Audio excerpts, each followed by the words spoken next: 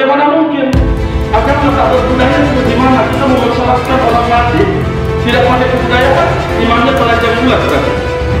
Lo kan tak pakai kebudayaan.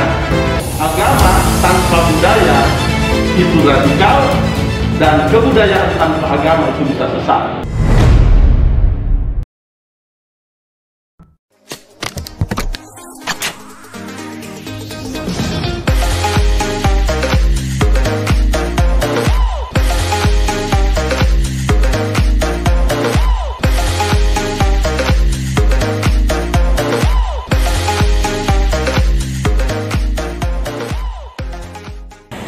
Jika puisiku dibacakan karena separuh dari puisiku adalah mawar dan duri jagat raya, dan separuhnya lagi adalah Tuhan yang menyepi di dalam keabadian.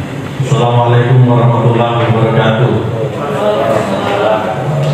Kepala Kesbangpol Provinsi Sulawesi Barat yang saya hormati, Ustaz Nur Salim, selaku Ketua RKTL yang saya hormati, Bapak Ibu sekalian, saya tidak, insya Allah, saya tidak berpanjang-panjang karena ini sudah siang. Saya juga sudah hampir lupa materinya karena tadi jam 8.30 saya hadir di sini. Jadi saya hampir lupa tadi saya mau bicara apa. Jadi karena Pak Kadis tadi, Pak Kepala Kesbang tadi singkat sekali, saya juga singkat sekali, insya Allah. Saya yang pertama ingin bicara abad ke-16. Negeri di mana kita tinggal ini, yang namanya Sulawesi Barat sekarang, itu pernah jaya, dan ini beritanya tersebar hampir di seluruh Nusantara sampai ke Majapahit dan seterusnya, bahwa para tetua kita pernah berkumpul dalam satu forum yang disebut dengan Forum Tamejara. Itu di abad ke-16. Forum Tamejara ini dihadiri oleh 7 kerajaan yang ada di pesisir yang disebut dengan Bawinanga, dan ada 7 kerajaan di Hulu Salu atau di pegunungan yang disebut dengan Hulu Salu. Dari 7 kerajaan ini, baik di Hulu Salu maupun di Bawinanga, bersepakat untuk saling melindungi baik yang di pesisir maupun di Hulu Salu. Naskahnya mengatakan, name mata milisawa toriaya di Hulu Salu, name mata mimanginat torion di Bawinanga. Artinya apa? Orang pesisir, orang Bawinanga akan memberi perlindungan kepada orang Hulu Salu sebagai mangiwa. Ini pertahanan laut. Saya kira ini menarik untuk dibangun konsepnya dari bapak-bapak TNI dan Polri, saya kira. Dan memata milisawa akan seperti ular, orang yang ada di Hulu Salu menjaga ketahanan daerah yang mereka sebut sebagai Mandar itu. Makanya perjanjiannya disebut dengan Sipa Mandar. Ya. Saya pertama ingin bicara bahwa tolong generasi kita jangan lagi bicara saya Mandar atau bukan Mandar. Mandar itu adalah konteks, Sipa Mandar itu adalah konteks geopolitik, Mandar itu adalah suku bangsa. Akhir-akhir ini Pak Kesbang ini mengancam antara suku bangsa yang ada di Sulawesi Barat karena itu ingin diruncingkan kembali. Ini kalau ini diruncingkan kembali, ini kita balik ke zaman Pasok Koran. Pasok Koran itu ada sebuah kerajaan baru yang tiba-tiba hadir kira-kira di kawasan Mapimbi dan sudah menghabisi satu kerajaan, dan terkumpullah 7 kerajaan itu untuk menghadapi Pasok Koran. Pasok Koran ini menyatu membangun jaringan sampai ke Sriwijaya, sampai ke Sri Lanka, dan sudah menghabisi satu kerajaan yang ada di Mandar pada abad ke-16. Lalu 7 kerajaan ini berkumpul untuk melawan Pasok Koran. Nah, apa yang dilakukan oleh Pasok Koran adalah persis yang dilakukan oleh Belanda, Divide Impera, memecah belah, membangun kerajaan-kerajaan kecil dan seterusnya. Disitulah terjadi perjanjian Tamajara I dan seterusnya, kemudian di abad ke-16 dilanjutkan dengan Tamajara II. Dan perjanjian ini disebut dengan Asitalia atau Sipahanda. Nah, saya kira Pak Ustadz Nur Salim Adindaku, semangat ini yang harusnya kemudian dibangun kembali. Saya sudah pernah sampaikan di satu seminar juga bersama dengan Kopi Sulawesi Barat, ada Dina Nur Salim juga. Harusnya sudah mulai dibangun kurikulum ini. bahwa Sulawesi Barat ini punya kejayaan yang sangat besar di Nusantara dan di dunia. Saya berkeliling seluruh Nusantara sampai ke mancanegara. Saya belum pernah menemukan satu daerah di Indonesia yang memiliki konsep perlindungan dan kesatuan kebulatan tekad yang sama dengan Sulawesi Barat yang disebut dengan Perjanjian Tamajara 1 dan 2. Belum pernah. Tidak ada satupun negara di dunia ini yang punya konsep keseimbangan daratan dan lautan, maritim dan agraris. Itu persis sama. Ini sudah sering saya usulkan di dalam berbagai pertemuan. Tolong dibangun konsep ini. Sulawesi Barat sekarang kita masih garapannya pesisir. Maritim kita alhamdulillah maju dengan Sandet dan seterusnya, nelayan dan seterusnya. Tetapi Hulu Salu belum terbangun dengan baik. Saya tidak tahu apakah Gubernur lama Pak Anwar Adnan Saleh memiliki kesadaran ini kemudian membangun isolasi dari Tasiu sampai Mamasa dan sampai Polewali atau tidak. Saya tidak tahu itu. Tetapi kalau itu dirunut kembali ke belakang, apa yang dibangun oleh Anwar di masa itu dari Mamasa sampai Mamuju itu memang jalur perjalanan Pongkapadan dan Hulu Salu ke Bawinangan. Gitu loh. Apa pentingnya kalau Ustaz bicara tentang itu loh? Gimana sih Pancasila Bhinneka Tunggal Ika itu dari mana? Soekarno menggali dari Majapahit, bukan dari 45. Soekarno menggali dari seluruh kerajaan-kerajaan itu, maka terbitlah Bhinneka Tunggal Ika. Itu kalau kita cari di dalam relief-relief Majapahit itu ada. Nah, dalam konteks pertahanan di Sulawesi Barat, kenapa itu tidak pernah muncul itu? Fitur Nasaruddin itu Abang-Abang dengan segala filosofinya. Belum kalau kita ingin mengkaji perjanjiannya lebih dalam, di situ ada yang mengatakan siapapun yang melanggar perjanjian ini maka makbulu bintata makbulu penjari-jarianna papan olah papan raba petahu nol petahu sosok. Itu sumpah nenek moyang kita loh ya. Itu tedong sejumlah kerbau dimasukkan ke dalam dan diambil darahnya untuk perjanjian itu. Artinya apa? Ini akan diwariskan secara terus-menerus untuk generasi kita. Nah sekarang ini tidak perlu kita jauh-jauh mencari konsep pertahanan, perlindungan dan seterusnya. Tidak perlu harus bicara soal teori hegemoni Gramsci, hegemoni yang dilakukan oleh Pak Sokoran dipukul habis oleh Tome Payung dan saudara-saudaranya di Bitur Nasamu dan Bitur Bawinangan. Itu masa lalu, itu romantisme, tapi kemudian itu digali sampai sekarang. Hukum kelautan di abad sesudahnya pasca abad ke-16 itu yang menjadi tesis atau disertasinya Pak Harudin Lopa, itu kemudian sekarang menjadi kajian hukum kelautan dunia. Nah, Sulawesi Barat meletakkan itu di mana, mengkaji itu di mana sekarang, gitu. Nah sekarang dari situ kalau kita akan turunkan terus ke bawah sampai muncul Tarlarir, Yalu, Tamapindo di bumi dan seterusnya, ya. Nah, saya kalau itu kita gali terus apa yang ada di dalam Sipamandar dan seterusnya, muncul kata Malakbi, muncul kata Siri dan seterusnya. Sedikit lagi Pak Kesbang. Sekarang Sulawesi Barat ingin sampai pada Malakbi. Apa itu Malakbi? Itu kalau kita tanya ke teman-teman milenial anak muda, kok sepertinya absurd sekali, bagaimana bisa sampai pada Malakbi? Apakah sama dengan takwa di dalam Islam? Tidak bisa juga langsung sepadan dengan itu. Nah, saya pernah merumuskan dan sudah saya tulis makalahnya dan diambil oleh Badan Pelestarian Kebudayaan di Makassar, DPMD Makassar. Saya mengatakan untuk bisa sampai pada Malakbi, orang harus menjadi prasyarat utamanya harus menjadi mandar dulu. Mandar bukan dalam konteks suku bangsa ya, saya ulangi sekali lagi, bukan dalam konteks suku bangsa, dalam konteks rumpun Sipamandar. Dan ingat, hati-hati jika ingin mengingkari perjanjian rumpun Sipamandar, karena ada sumpah nenek moyang makbulu bintang makbulu penjari-jarianna. Ada Raja Mamuju di sana, ada Raja Sapalan dan seterusnya. Silakan kalau mau mengingkari. Banyak anak muda yang protes ke saya, Pak Ustaz bagaimana karena itu? Saya tidak terima itu loh, jangan protes sama saya. Gali itu kuburan nenek moyangmu yang dulu itu bertanda tangan di dalam Tamajara 1 dan 2, jangan tanya ke saya. Kalau kau bisa gali dan minta mereka mempertanggungjawabkan itu, kalau engkau tidak bisa terima.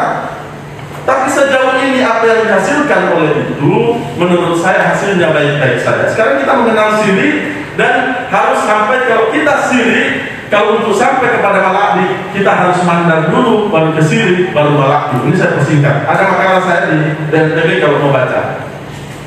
Artinya apa? Orang Inggris, orang Bugis, orang mana-mana pun tidak boleh menjadi malakdi, tidak akan pernah menjadi malakdi kalau tidak menjadi mandar dulu. Nanti menjadi mandar baru dia sirik. Apakah hanya di mandar ada sirik? Tidak. Di Makassar, di Bugis ada sirik. Samakah sirik di mandar dengan di Bugis? Tidak, berbeda. Dalam konsep dan penerapannya itu berbeda. Nanti kalau itu bisa kita bicarakan yang lebar di waktu yang lain. Artinya apa? Apa yang kita bahas hari ini melalui FKDM ini kan cita-cita menuju malakdi, ya toh? Cita-cita menuju malakdi. Nah, sekarang Ustaz Nur Said tadi bicara soal tabayun, tidak adanya tabayun.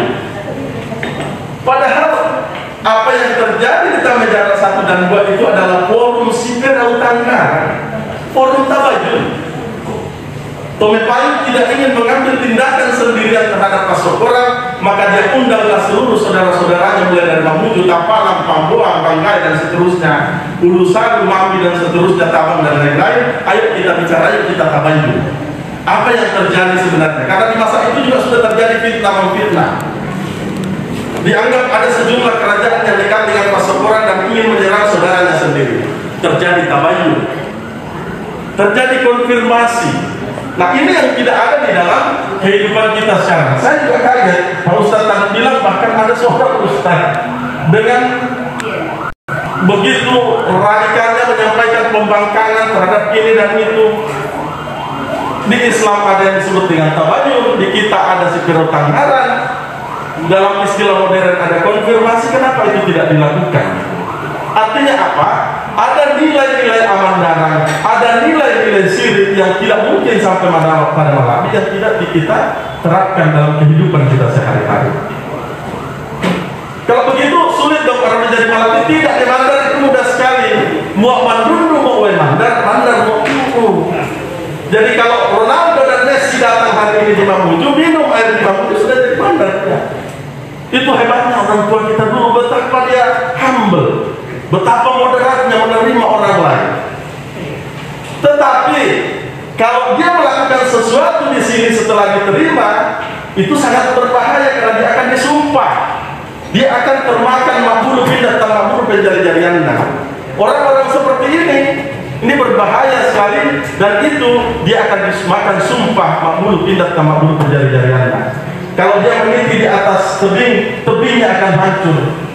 Piring ini tidak pernah berbulu, tetapi kalau dia melahirkan keturunan, anaknya tidak akan berbulu, dia hancur sebelum dilahirkan. Itu sumpah nenek moyang. Itu sebuah ketulusan. Nah, saya kira ini saja dasarnya, saya kembalikan ke situ saja. Yuk, kita kembali menengok apa yang sudah dilahirkan oleh orang tua kita. Ini kalau saya terus-teruskan, harusnya ini lahir di dalam setiap rumah tangga. Dulu nenek moyang kita, orang tua kita, termasuk Pak Heri, pasti merasakan ada yang disebut dengan pipa tulu.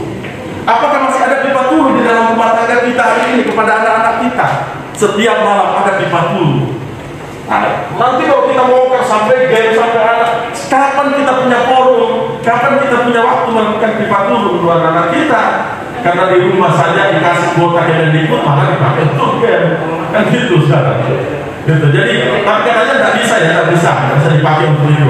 Mudah-mudahan saya kira ini kalau saya bicara soal ini akan panjang sekali, tapi setidaknya konsep-konsep dasarnya itu sudah bisa kita tangkap bahwa sesungguhnya kita punya konsep pemilihan itu yang diwariskan oleh nenek moyang kita, tinggal kita bagaimana mengaplainya. Saya kira begitu, karena tadi singkat semua, saya juga singkat. Terima kasih.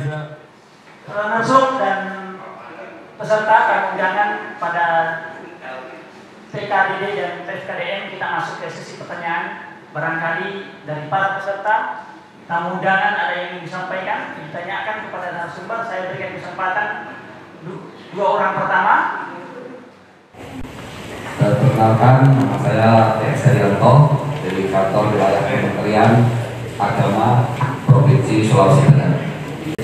Tadi sudah disampaikan oleh beberapa narasumber berkenaan bagaimana kita ini di Provinsi Sulawesi Barat, bahwa diperkasai oleh Bapak Kesbangpol. Pada kondisi saat ini bahwa kewaspadaan ini sangat penting sekali, mengingat kita ini salam sehat ya selalu ya, karena kita pada saat ini masih bisa tatap muka ya, karena kalau yang lain di daerah lain ini, apalagi yang sudah diterapkan PPKM ini begitu ketat protokol kesehatan. Nah tentunya kita masih bersyukur diberikan kekuatan dan kesehatan sehingga kita bisa bertemu, berkumpul dan bertatap muka. Ada beberapa hal yang perlu kami minta klarifikasi untuk Pak Kesbangpol, bahwa rapat koordinasi ini tentunya menjadi harapan kita semua, terutama kita bisa bersinergis. Kami mohon untuk kira-kira apa saja program-program dari TKDD dan MKDM, sehingga aksi-aksi yang saat ini, terutama kondisi saat ini sedang maraknya adalah COVID. Untuk Pak Rustam, ini sahabat saya, tidak tahu Pak masih ingat atau tidak, kita setelah sama-sama menjadi Dewan Juri Kakak Kandi. Dan apa yang disampaikan tadi benar adanya, bahwa saya menginjakkan kaki di Mamuju di Tapalan tahun 95, dan beliau yang saya tempati orang Mandar, yaitu orang Majene, mengatakan bahwa Mas kalau sudah minum air putih kami, berarti Mas adalah orang Mandar. Jadi seperti itu. Terima kasih. Assalamualaikum warahmatullahi wabarakatuh. Sekarang saya ke Menak dulu tadi, meskipun itu sangat teknis, Pak Menak, sebenarnya saya pernah membuat pernyataan dan mengatakan bahwa agama tanpa budaya itu radikal, dan kebudayaan tanpa agama itu bisa sesat. Dan ini sudah sering kita buktikan di mana-mana. Jadi saya kira Pak, karena ini hari kan memang stakeholder yang ada di sini ini memang punya peran untuk menguatkan, membangun visi dan seterusnya. Kesbangpol saya kira kan bagaimana membangun visi nasionalisme itu.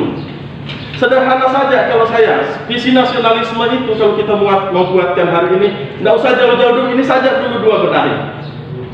Agama dan kebudayaan, beres itu. Terutama ancaman-ancaman radikalisme yang kita hadapi hari ini. Karena dia sulit menembus di bidang budaya, dia tembus di agama, diradikalkan dan seterusnya. Hancur.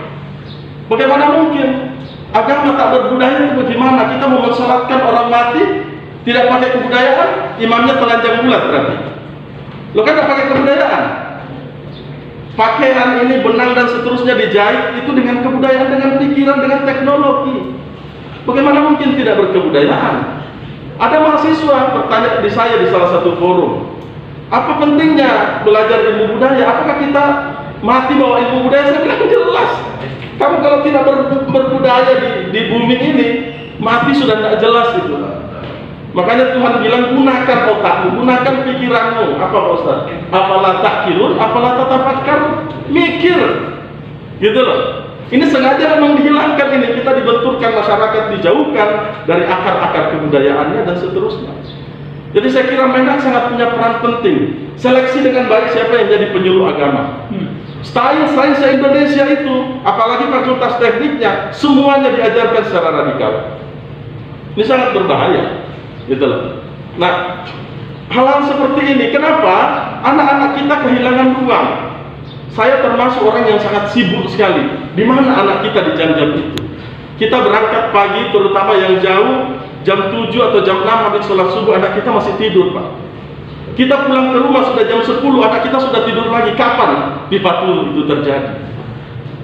Dulu orang tua kita, saya sedang makan sambil dinasihati, anakku A, B, C, D dan seterusnya. Supaya apa? Supaya makanan yang kita makan itu masuk sekaligus ke dalam tubuh kita dan menjadi darah yang baik, menjadi nasihat yang baik gitu.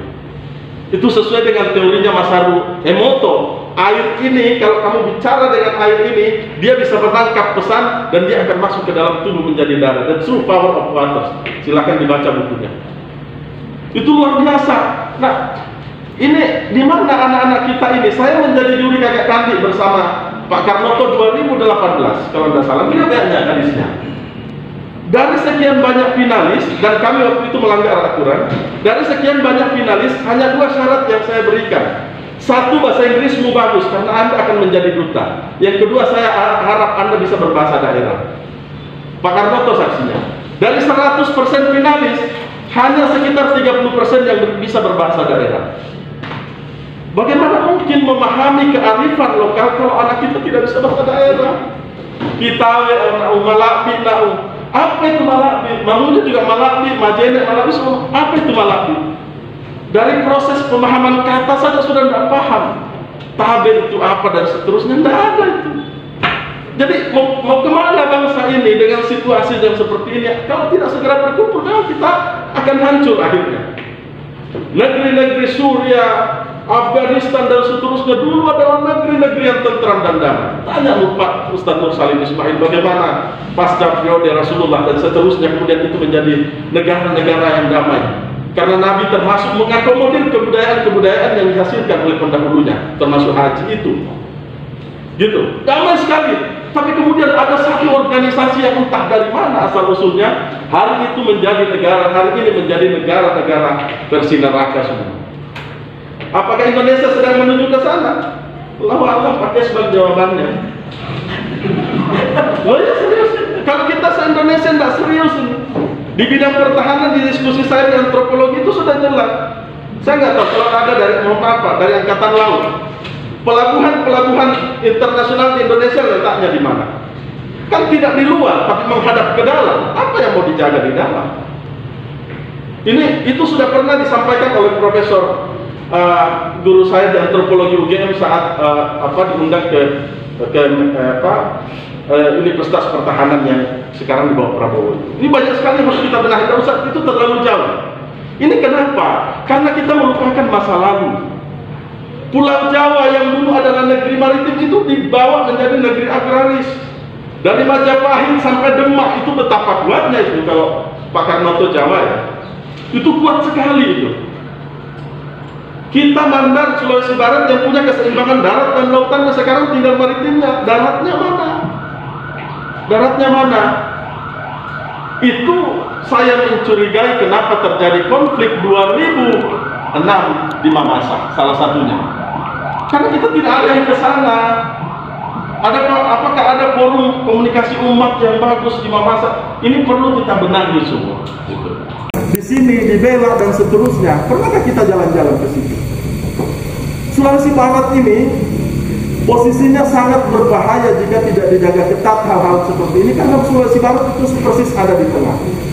Jauh sebelum Yusuf Kalla ngomong bahwa yang harus jadi ibu kota Indonesia, saya sudah bicara di hadapan teman-teman Mamuju di Jogja, itu sejak era 2000-an. Kalau mau dicari tengahnya Indonesia sebenarnya di mana, itu ada di provinsi Sulawesi Barat. Kalau mau dicari betulnya. Kalau coba terbang dari Jakarta mau ke Papua, rasakan di mana titiknya. Kan kita transitnya di Makassar. Tapi apakah Makassar di tengah? Tidak, dia di atas. Harus lari ke tengah, di bawah, persis di pinggangnya Sulawesi. Itulah Sulawesi Barat. Nah, potensi Sulawesi Barat sangat besar sehingga cenderung akan berbahaya jika kita tidak menjaga teritori ini secara baik, secara fisik, dan juga menjaga masyarakatnya, manusianya, terutama Mamuju. Ustaz Nur Salim mengatakan di sini sulit karena tidak ada patron klien, tidak ada satu tokoh semacam Gus Dur atau semacam Ahmad Dahlan atau Hasyim Asy'ari di masa lalu yang didengar kalau dia bicara. Gitu. Kalau mungkin Majene ke atas dulu ada Imam Lapeo dan seterusnya. Tapi di tengah-tengah masyarakat urban seperti Mamuju yang sekarang ini, siapa yang mau didengar? Siapa yang mau bertanggung jawab atas sesuatu? Dan sangat mudah dimasuki. Sangat mudah dimasuki. Dengan demikian, jika anak-anak kita tidak punya dasar agama yang bagus dan dasar kebudayaan yang bagus, sangat berbahaya. Kalau dia hanya mempelajari kebudayaan, apalagi pergi di Jawa, pergi bertapa di Merapi itu, kampungnya Pak Karnoto itu, Itu sesat sekali itu. Di sini juga ada ini, banyak tempat-tempat begitu di sini. Itu juga bisa dimasuki paham-paham radikal gitu. Di agama lain juga ada, mohon maaf kalau ada agama lain di sini. Di kelompok Kristen ada satanic verses dan seterusnya itu. Ini yang lagi heboh juga sekarang kan, gitu. Gitu. Agama jauh lebih berbahaya karena orang mandar itu meskipun Islamnya KTP, kalau kau sentil sedikit agamanya, darat taruhan. Itu orang mandar begitu itu. Memang kita sholat tidak apa, tapi kalau singgung sedikit agamanya, bahaya Mas. Nah, saya kira ini yang harus dirumuskan bersama. Pak Keskampol bersama ahli Darul Salim harus punya forum tersendiri untuk merumuskan ini selama 1-2 hari, membangun nasionalisme. Kalau tidak bisa ala Indonesia, ala Sumbar dulu lah, atau ala serukun mandar. Lalu di dalamnya tunggunya kayu bakarnya 2 yang bicarakan bagaimana menegakkan agama dan kebudayaan masing-masing agama. Karena hari ini kalau kita lihat di medsos lagi-lagi ditabrakkan itu agama sama agama. Karena isu paling aman itu agama, ditabrak-tabrakan itu paling aman. Padahal di sana ada ekonomi, ada sesuatu yang sedang berlangsung luar biasa itu. Ada banyak sekali, kita nggak tahu. Tapi yang paling gampang dibakar itu adalah agama. Takbir kemudian tidak hanya untuk sholat, tapi takbir menghalalkan nyawa manusia dan seterusnya. Saya kira ini yang panjang sekali yang harus dibahas, kalau perlu nanti ada kurikulumnya dan seterusnya, sehingga ini menjadi tambahan untuk anak-anak kita di sekolah. Salah satu upaya yang saya lakukan terakhir, di dalam kebudayaan ada yang disebut dengan limitasi budaya. Ada jarak kebudayaan dari Tanda Jarak tadi ke milenial yang sekarang itu sudah jauh sekali. Dia tidak paham apa perjanjian yang dibangun nenek moyangnya di abad ke-16 itu. Makanya di bulan Juli dan Agustus ini, kalau COVID tidak berlangsung begitu besar, saya sedang membangun festival Simam Adat di Mandar ini untuk mengambil kristalisasi dari nilai itu. Jadi ini gerakan real. Saya mendapat dukungan dari Kemendikbud dan seterusnya, dan ini sudah kita garap di Majene, sedang berlangsung bagaimana membangun nilai-nilai itu kembali kepada generasi milenial kita. Dan di ujungnya nanti saya akan mengundang seluruh generasi muda Kabupaten Majene, perwakilan per kecamatan, untuk membuat suatu prasasti baru, satu perjanjian baru kaum milenial bagaimana memandang dunia. Dan itu akan diperjanjikan dan akan dimuseumkan hasilnya. Kira-kira itu yang paling mungkin kita lakukan hari ini. Saya kira itu saja dari saya kembalikan. Assalamualaikum warahmatullahi wabarakatuh.